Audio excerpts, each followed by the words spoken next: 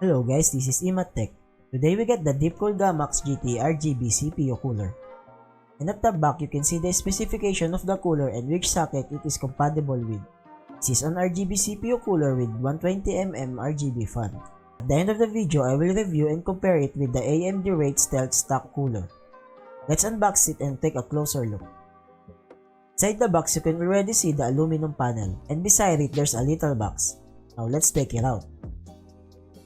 Under the cooler and the box, there's a user manual. If you don't know how to do it step by step, you need to read the manual to have an easy time.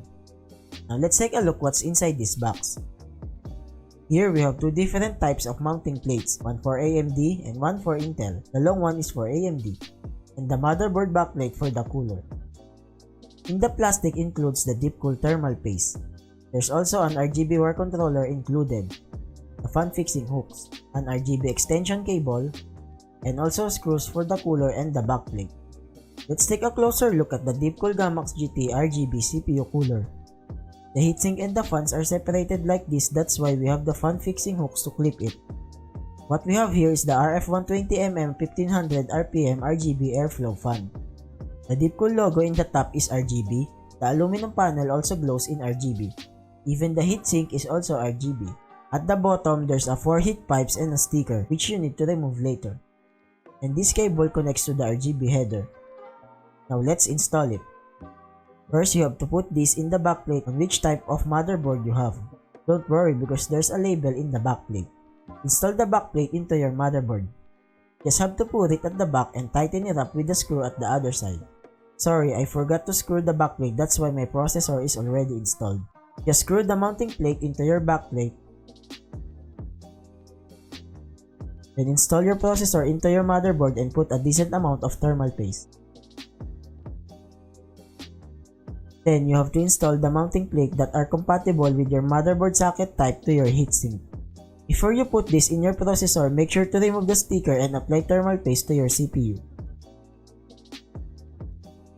You just need to tighten up the screw. And after that, we need to install the fan on its side, and also this heatsink supports 2 fans if you want to. It's really to install this fan. You just need the fan hook and clip it into the heatsink. Lastly, we just need to connect these cables to the motherboard. This one fan cable connects to the CPU fan. And this 2 RGB cable connects to the RGB headers. Here's how you install the RGB controller if your motherboard doesn't have RGB sync up. Just like that, and we're ready to go.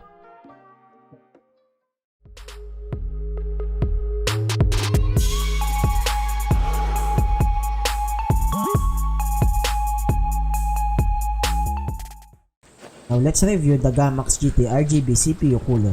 I have played for 30 minutes at ultra settings, and the temperature only averages at 67 degrees Celsius.